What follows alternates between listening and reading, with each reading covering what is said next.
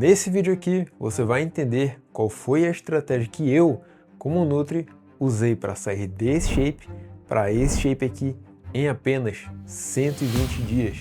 E mais do que isso, qual estratégia que eu usei para conseguir fazer tudo isso sem ter um efeito rebote no final. E claro, ao longo desse vídeo inteiro, eu também vou te revelar quais são os principais erros que todo mundo comete na hora de fazer o tal do cutting, na hora de entrar na fase de secar, de perder gordura. Por que é tão difícil assim chegar no tão sonhado abdômen definido, ao ponto de que você já tentou tantas vezes que você acredita que simplesmente para você não dá. Para você, a sua genética, o seu biotipo corporal não permite. Mas a gente vai estar vendo hoje que não é bem assim. Seja muito bem-vindo ao meu canal, eu sou o Thiago Miraia, e nesse canal aqui eu falo sobre nutrição, fitness, saúde mental, a minha vida e tudo que eu tiver a fim de falar. E bem, o fato é que todo mundo praticamente quer emagrecer, todo mundo quer ficar mais seco, da pessoa que é gordinha, da pessoa que já é meio magra ali. Todo mundo quer ter a pele mais colada, os músculos mais definidos. Só que a maioria das pessoas começa a fazer esse processo de emagrecer e de secar do jeito errado. Geralmente, elas começam simplesmente a sair cortando tudo. Eu diria que esse, na verdade, é o erro número 1. Sair cortando tudo de uma forma abrupta. Então imagina, você já vem há anos se alimentando de uma determinada forma, até porque ninguém fica gordo, obeso do dia para a noite. Então são anos de um hábito, comendo de tal forma, comendo tais alimentos, e durante a semana, no final de semana, então isso já está muito solidificado na sua cabeça. Para do nada você acreditar que porque você está com muita vontade, você do dia para a noite vai conseguir parar de comer dessa forma que você vem comendo há 20 anos e agora você vai, sei lá, cortar o pão, cortar o glúten, cortar o arroz, sei lá o que mais, e comer salada, e, enfim, mudar N coisas de uma vez só e vai conseguir ser consistente. O que acontece é que, por motivos óbvios, isso não vai para frente. O nosso cérebro, nosso comportamento, ele não funciona pelo quão afim nós estamos fazendo de tal coisa. Porque quando você decide mudar, motivação é o que não falta. Né? Você vai ali todo empenhado, compra o que tiver que comprar, paga quem tiver que pagar, o profissional e afins e tal e tal. O grande problema é que isso se torna insustentável.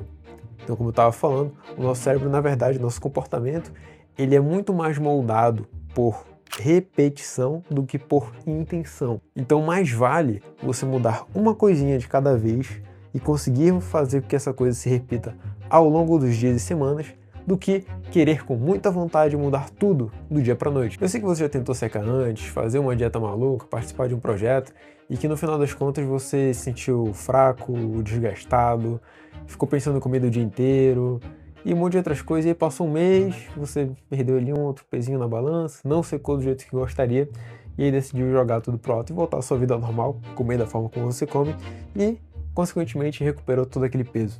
Então, primeiro de tudo, entenda que não dá para mudar anos de hábito do dia para a noite. Eu diria que esse é o primeiro passo, assim, fundamental. E junto com esse passo também, já deixar muito claro aqui, que não existe essa história de alimento vilão, que não sei o que lá. Existem alimentos que são mais nutritivos e alimentos que são menos nutritivos. Obviamente que a gente tem que comer, né, por questões de saúde, funcionamento e afins, são alimentos mais nutritivos, a comida de verdade, e não ultraprocessados. Isso aqui vai chegar numa parte que a gente vai entender porque eles são tão problemáticos assim.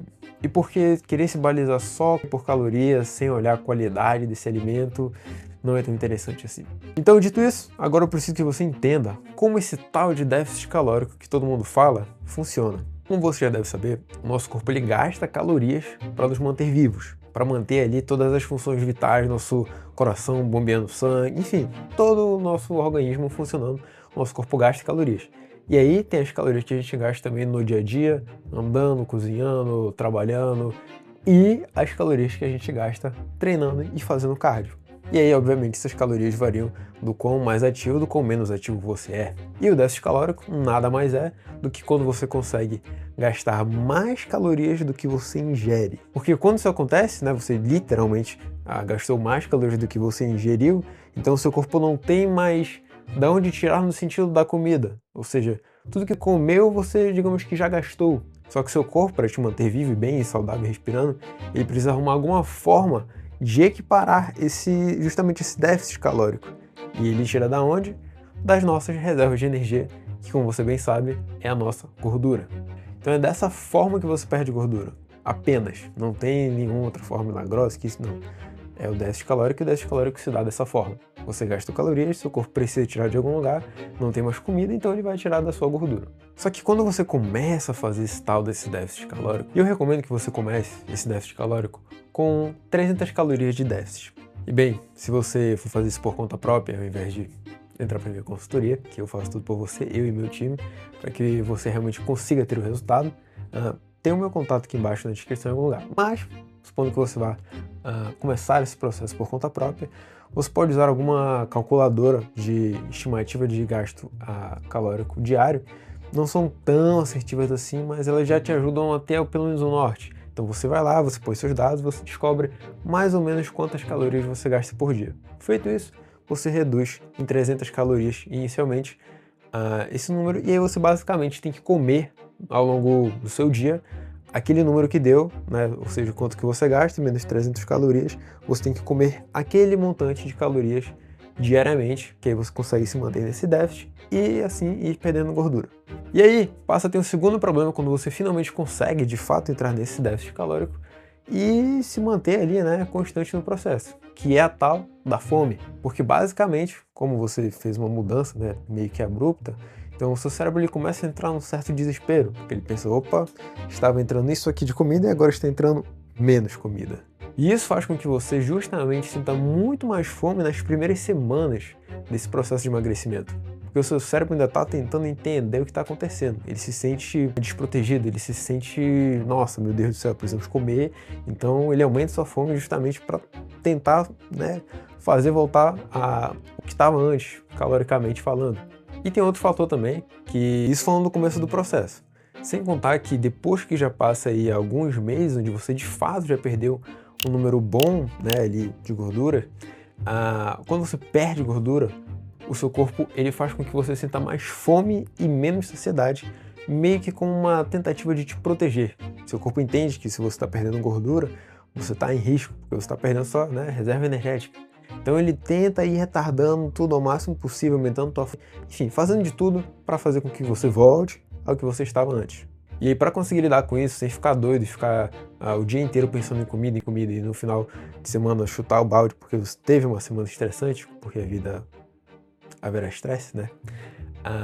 A estratégia que eu te recomendo é investir em alimentos de baixa densidade calórica. Você provavelmente já deve ter visto aqueles vídeos de Instagram que mostram aquelas comparações calóricas, como quantos gramas de arroz você conseguiria comer com, sei lá, uma colher de pasta de amendoim, ou quantos morangos você conseguiria comer com 100 gramas de arroz, uma colher de doce de leite, esse tipo de coisa. Isso porque basicamente existem alimentos que eles são mais densos caloricamente e alimentos que são menos densos caloricamente. Ou seja, o que eu quero dizer com isso? Pensa no conceito da densidade. Tipo, algo que é muito denso, pensando em algo que é de peso mesmo.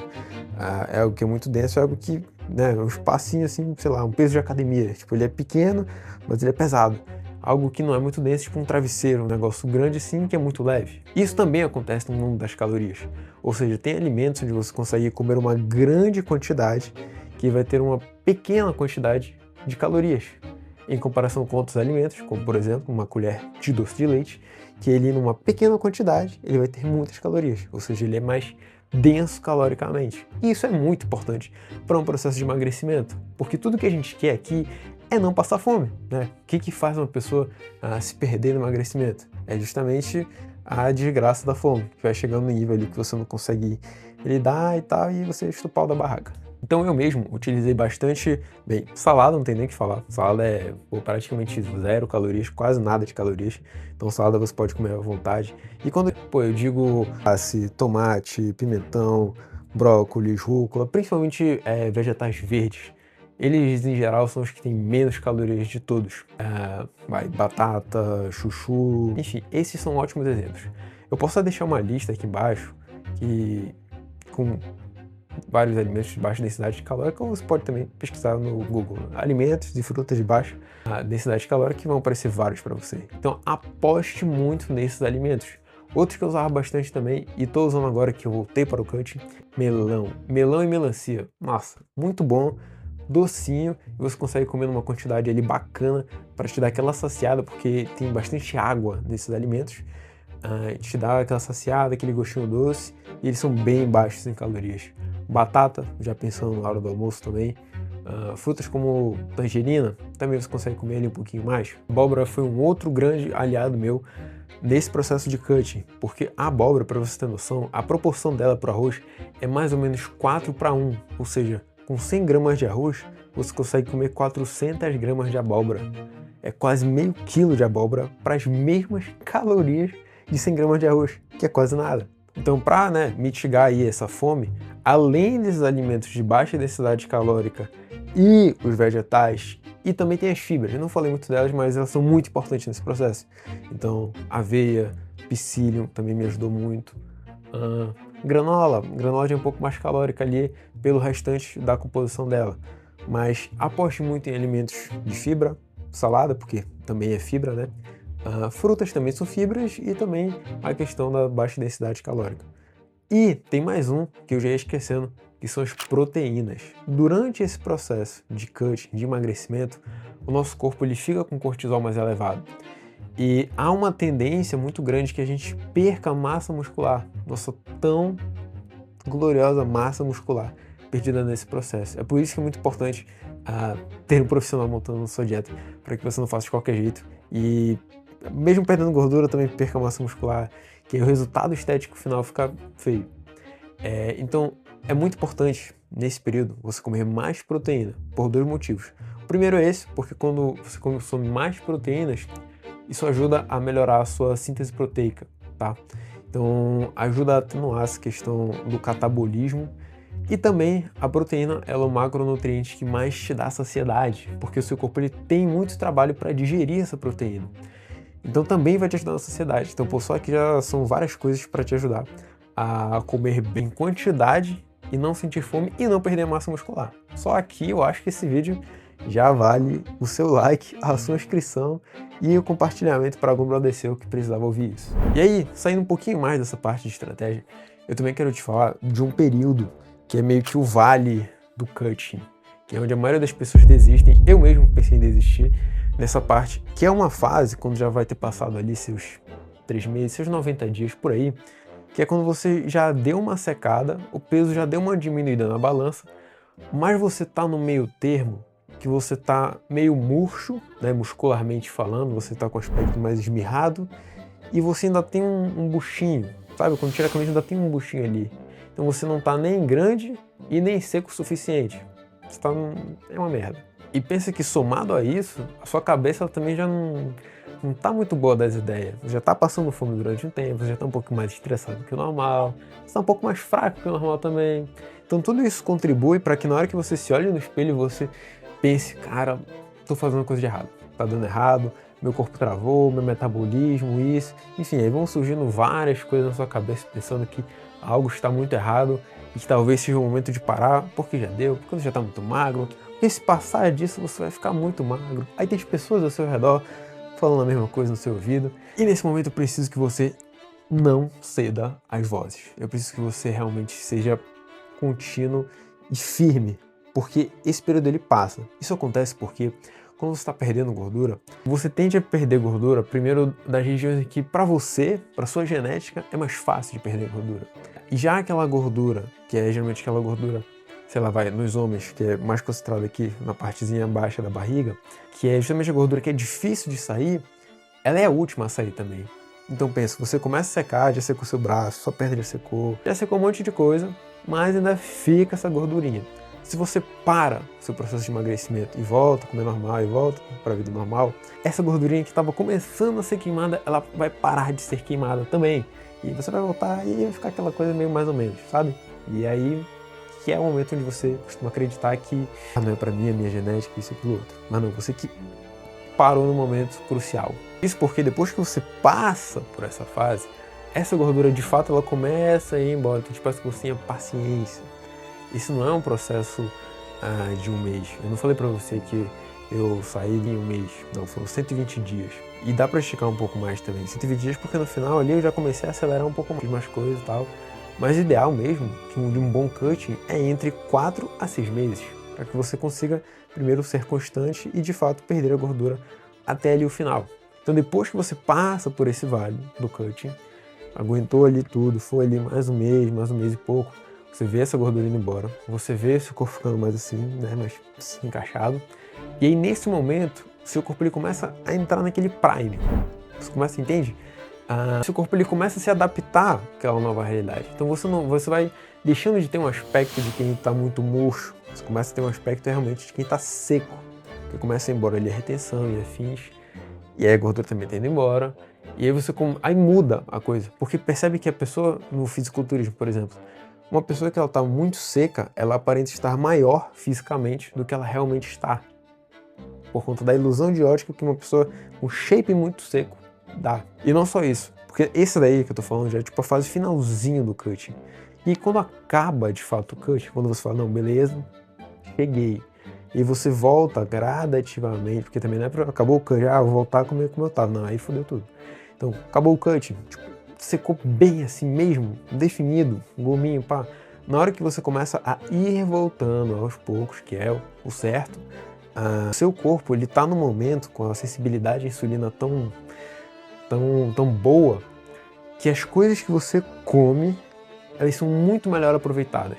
Então dá meio que um rebotezinho que faz com que seus músculos eles deem uma bela inchada, só que como você tá seco, não fica aquele inchado de tipo fordo, sabe, de gordo, forte gordo, não.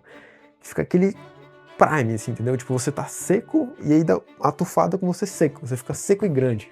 E aí esse é o momento prime do cutting, que é quando ele acaba e você volta a comer normal. Então, pelo amor de Deus, não desista nesse vale do cutting. E, por fim, as outras coisas que eu tenho pra te falar que também são muito importantes cara, você tem que treinar musculação pesada. Não importa, porque eu tô comendo menos, que não.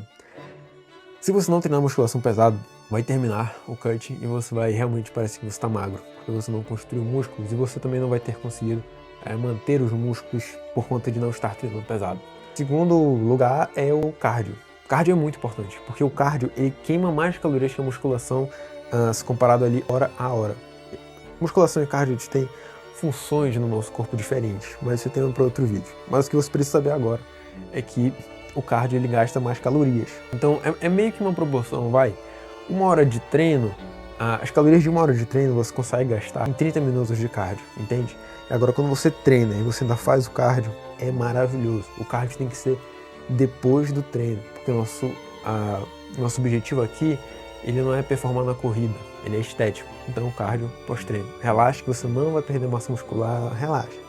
Confia em mim que foi o que eu fiz. De 20 a 30 minutos, numa intensidade ali moderada, nada muito intenso, para também não acabar prejudicando o seu próximo treino. Muito cuidado também com as mais noites de sono. Um dia que você dorme mal, você acorda no outro dia com mais fome.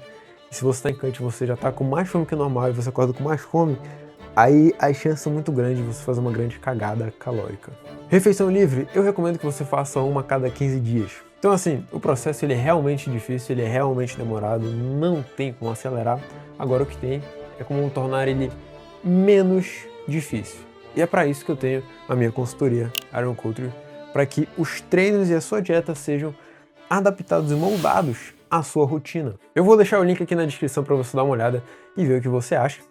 Mas no mais era isso, foram essas as principais estratégias que eu usei para sair desse shape aqui para esse shape aqui, como eu mostrei para vocês. E também já aproveita para me seguir no Instagram, porque lá eu posto, em real time as coisas que estão acontecendo no meu processo, booking, cut, estratégias, alimentos, salada, receitas e afins. Muita coisa bem interessante, eu garanto que você não vai se arrepender. E eu se inscreve aqui que agora, toda semana vai ter vídeo e isso é um compromisso público. E valeu por assistir até aqui, você que assistiu até aqui. Tamo junto e vambora.